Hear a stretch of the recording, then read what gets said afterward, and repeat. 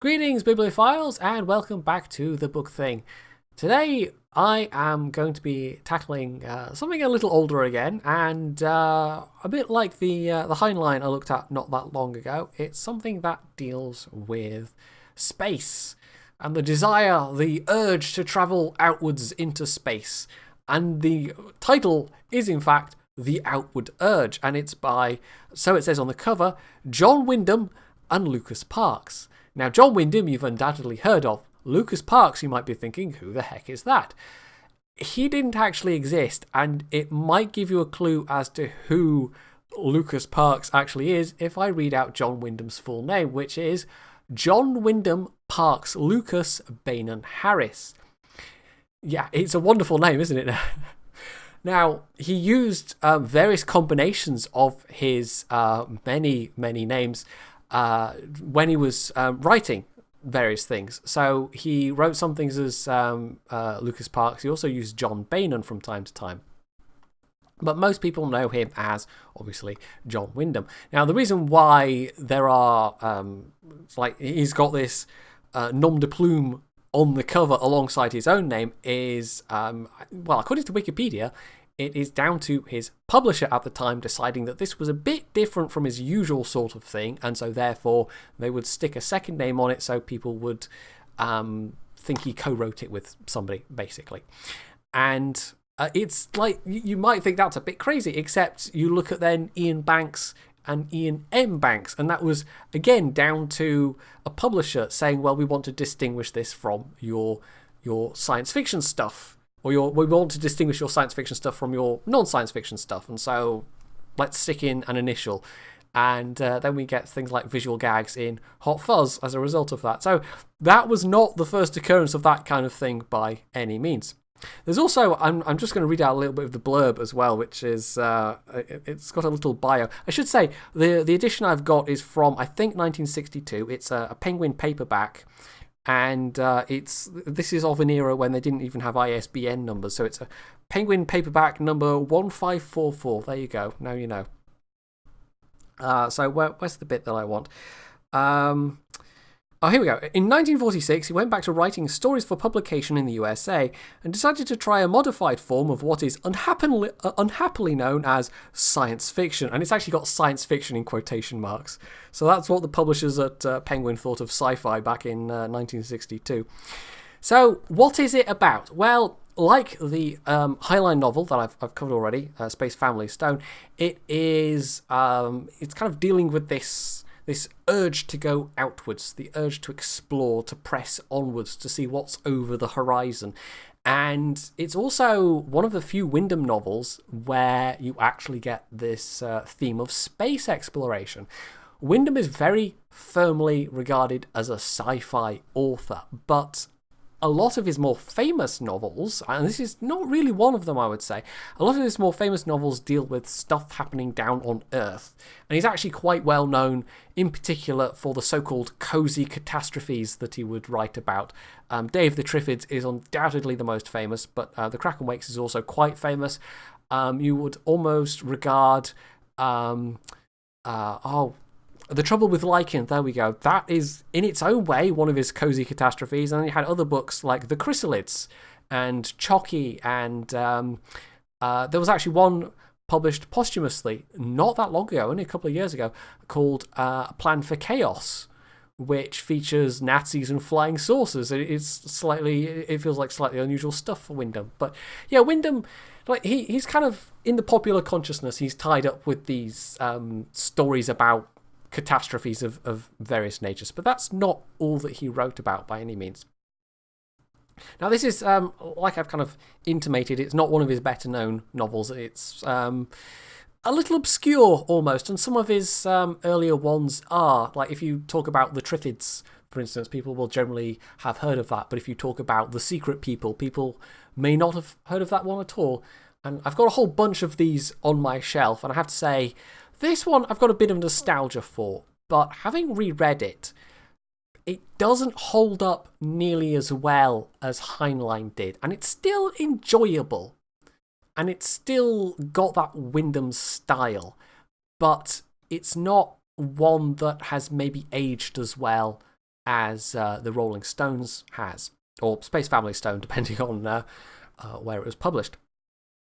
So the actual form of the book, it's a little bit like Asimov's first Foundation novel.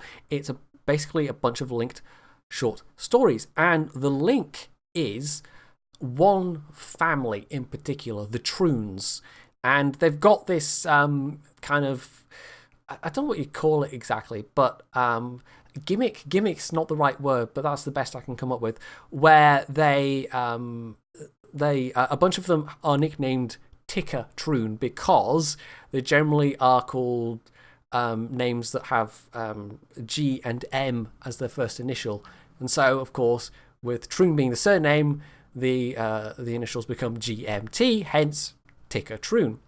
So it follows in each story. There's 5 overall. Initially it was 4, and then a 5th one was added as a kind of a coda, and each of them is 50 years apart, so it's quite big jumps. And the first one starts in the year 1994 with the building of the first British space station. Now, there's definitely a lot about this that we could consider to be anachronistic these days, quite apart from the technical details that we know to be wrong.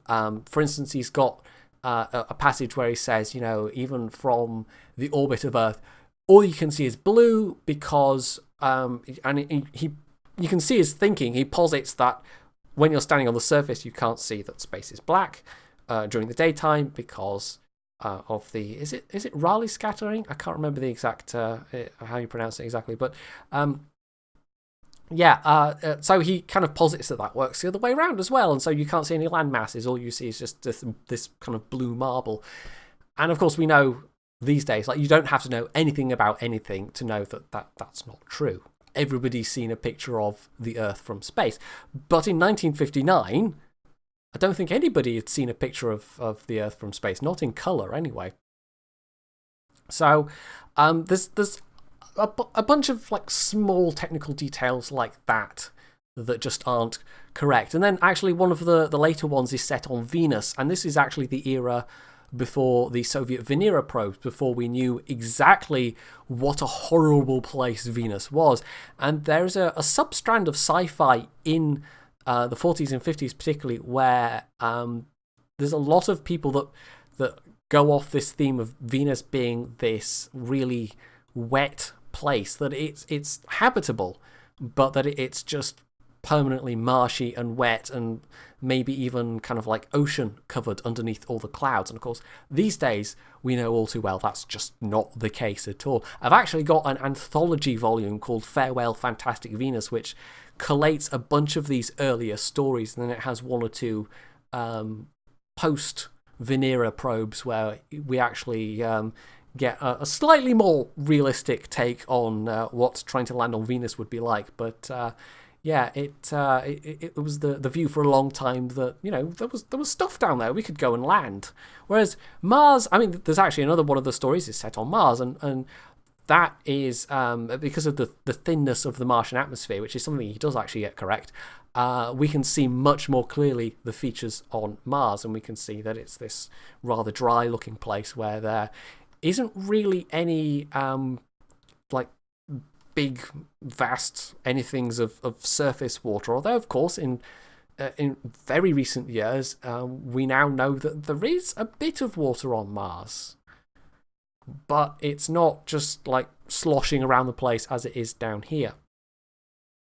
So we get these 50-year jumps between stories, and there's actually a bit of a mix, because you go from, I think 3 of them are third person, and then 2 of them are told in the first person, and 4 of them are from the point of view of the Troon family, and then the 5th one, the coda, is actually from the point of view of someone else. So there's a bit of variety there. They're not all the same thing. And I have to say, the one that's set on Venus, even though we know it's totally out of the question these days, that's actually the most kind of fun one. But you have to have the stuff that happened in the previous ones for it to make sense by that point. You can't just read it on its own necessarily. And this is actually, I did a video a little while ago on my gaming channel about a one-man project, a Space 4X game called Aurora, and I actually I made my my Earth civilization culture Brazilian. And the reason why was this novel, because there's this one of the things that happens, and it's a bit of a spoiler, but during the course of the second short story, which is set on the moon, this nuclear war happens. And this is another one of the anachronistic things. It's set in like 21 something whatever, and he posits that there's this nuclear war, not 21 something, 2044, there we go. He posits that there's this nuclear war which wipes out pretty much the northern hemisphere, and somehow the rest of the world survives, and there's not really any issues with nuclear fallout or anything like that. And it actually, like, he writes that it goes on for 2 weeks. And of course, in this day and age, we know that any kind of all-out nuclear war like that would be significantly more devastating. But from the point of view of 1959, maybe it seemed a bit more reasonable. So that's another one of these anachronistic aspects that doesn't quite ring true. Like, we know too much these days. Although he does posit that it's all done with missiles, which I think in 1959 was not really like, that was still the era of strategic air command and strategic bombers and carrying warheads around by plane. So I don't know, possibly missiles were an incoming thing already in the late 50s. But it is entirely around missiles. But he doesn't have any kind of inkling in the novel that, you know, bombs are more powerful than the ones they would have had in the late 50s. Because, of course, I don't think it was until the 60s that we started to get the really powerful hydrogen devices. So, I don't know, overall, it's been interesting going back and reading it, but it hasn't held up. It's one of these ones where I go back to it, and I can't remember when I first read this. I've had this paperback for an absolute, like, I've just had this paperback forever. I think it's one of the ones that I sort of inherited from my mum, and that makes it sound like she's, you know, dead already, but she's not. It's basically a lot of the older paperbacks on my shelf are ones that previously belonged to my mum, and I just kind of, I don't know, inveigled my way into like ownership of them over the years, and this is one of them. And it's a little disappointing that it doesn't hold up, but in its own way, it's still fairly good. Wyndham, like, he's got this rather urbane style, and it's not like, for its time, I'm sure it was actually considered to be quite good hard sci-fi.